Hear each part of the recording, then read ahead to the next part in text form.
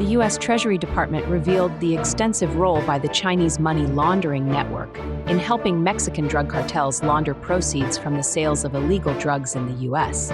The Treasury Department released the FinCEN advisory report on August 28th that US major cartels, including the Mexico-based Jalisco New Generation and Sinaloa cartels, prefer to use the Chinese money laundering network, CMLNs.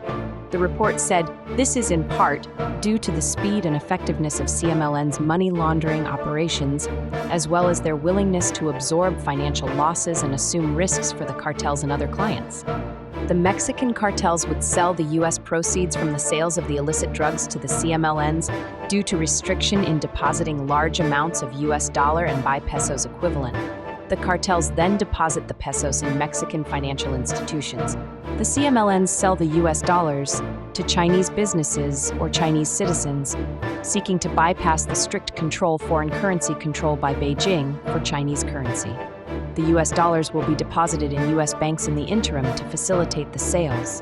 The CMLNs are increasingly recruiting Chinese students studying at U.S. universities to open accounts in U.S. banks.